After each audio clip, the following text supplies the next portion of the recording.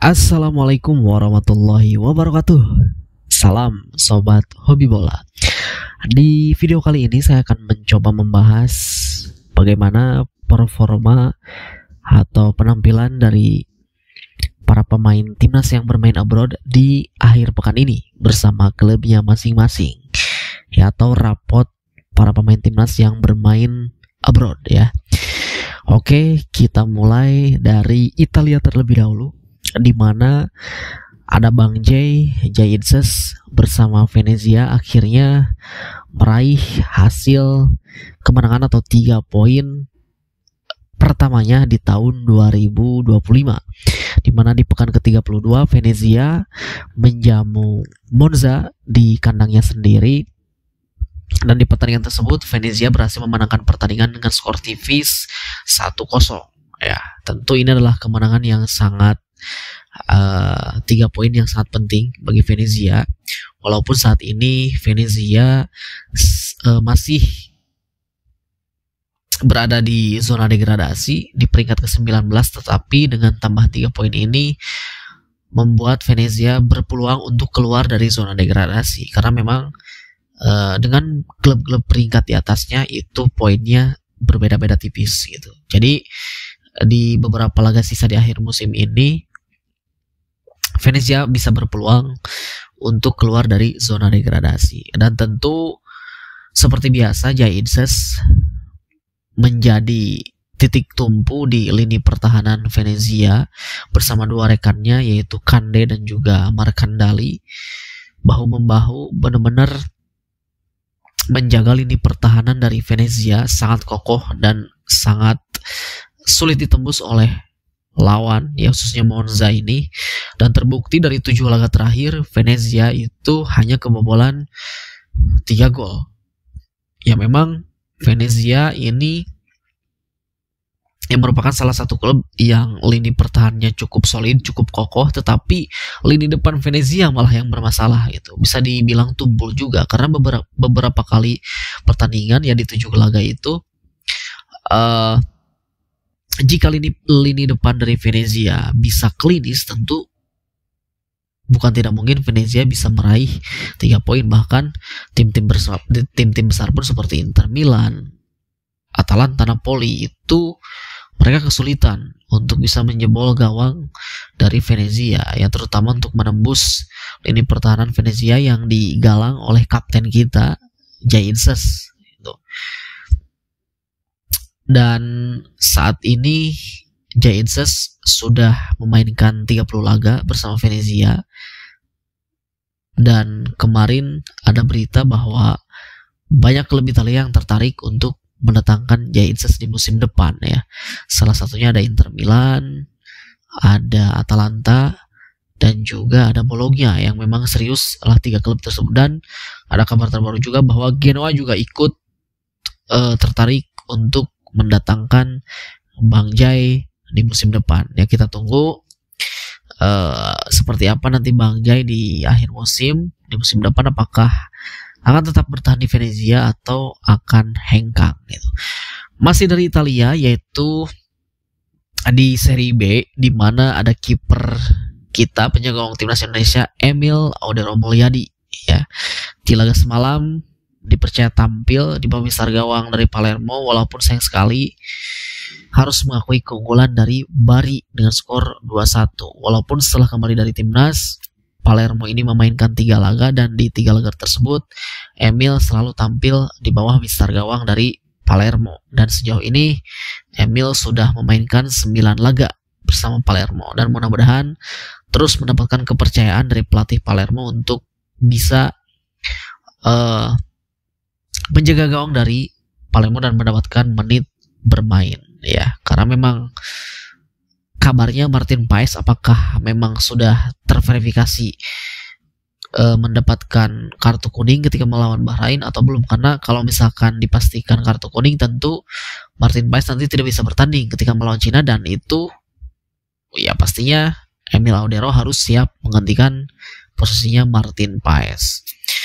Lalu kita beranjak ke Inggris, di mana ada Ole Romeni setelah kembali dari timnas di jeda internasional kemarin, dia memainkan beberapa laga,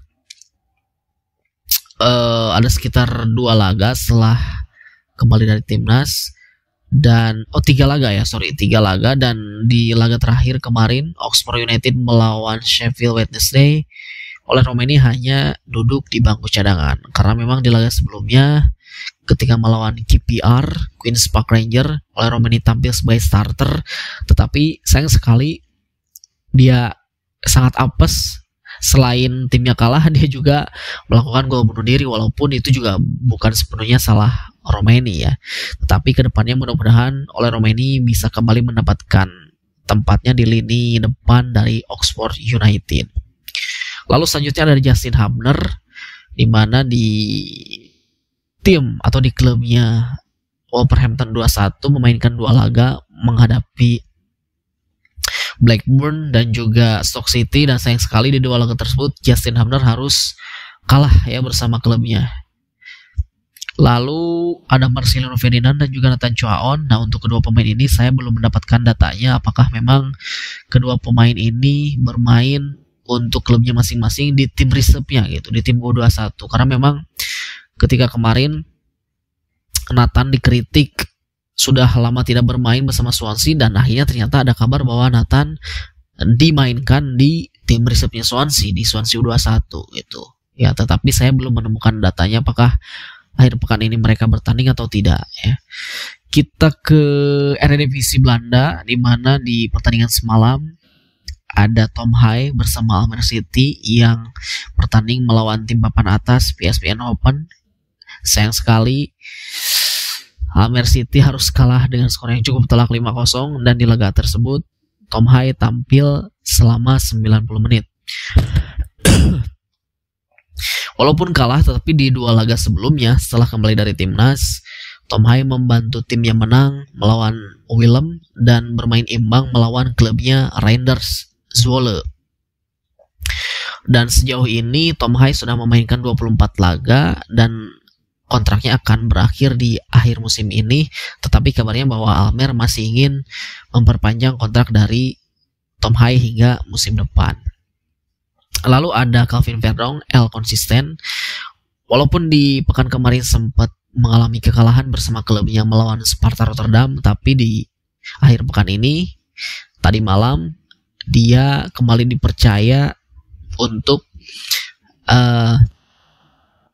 mengawal sisi kiri dari Nijmegen, dan tentu lagi-lagi dia mendapatkan rating hijau, tampil cukup baik, membawa timnya meraih kemenangan atas Waalwijk ya. Seperti biasa, Verdong ini selalu tampil konsisten bersama klubnya Nijmegen, dan mudah-mudahan kedepannya terus konsisten.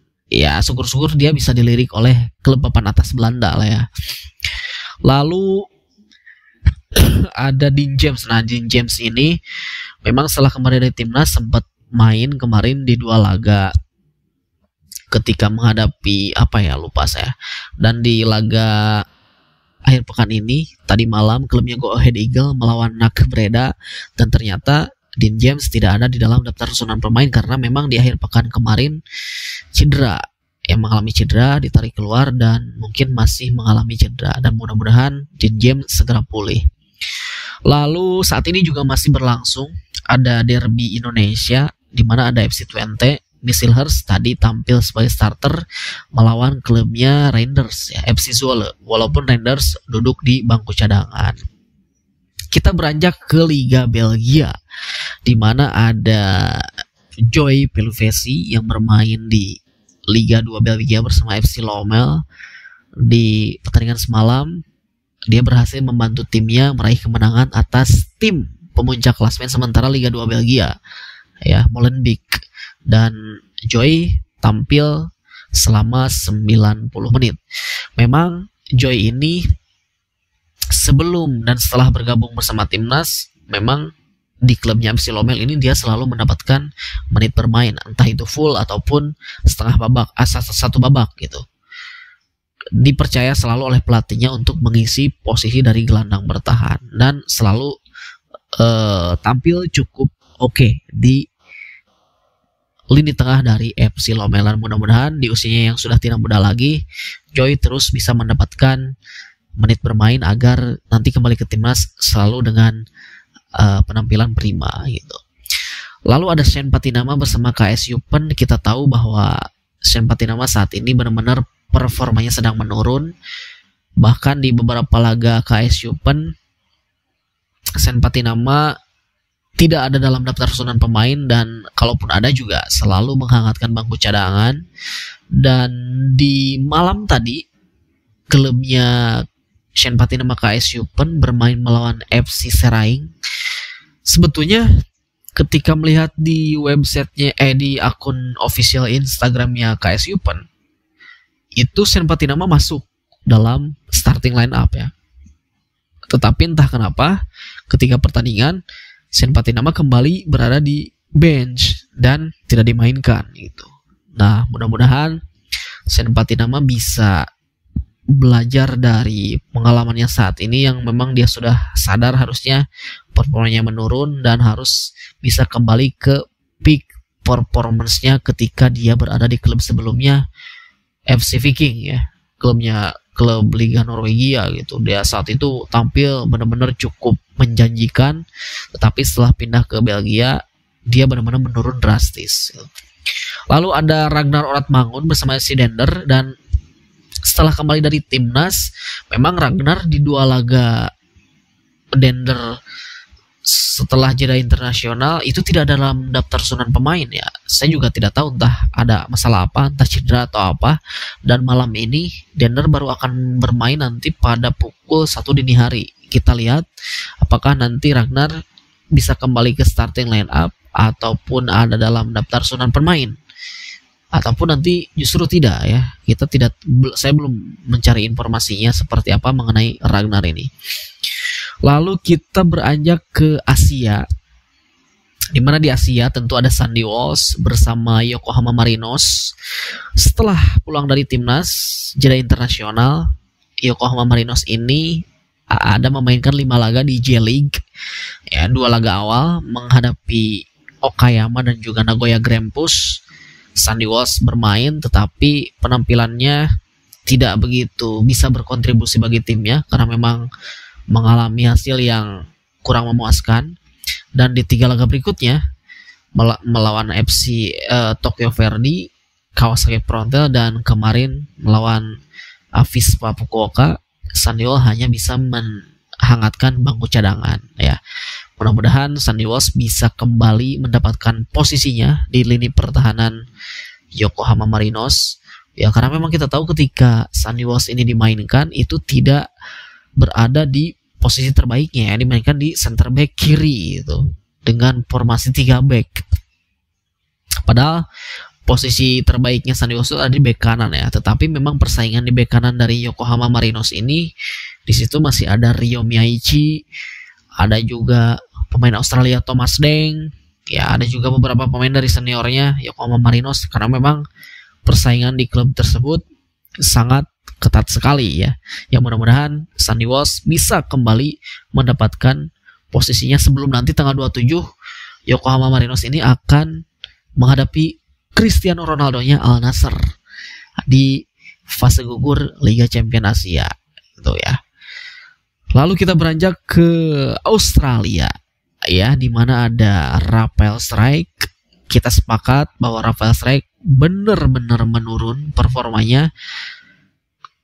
Kita tidak bisa melihat kemarin ketika dia dimainkan melawan Australia oleh Patrick Kluivert, yang memang di menit-menit awal pergerakannya benar-benar sangat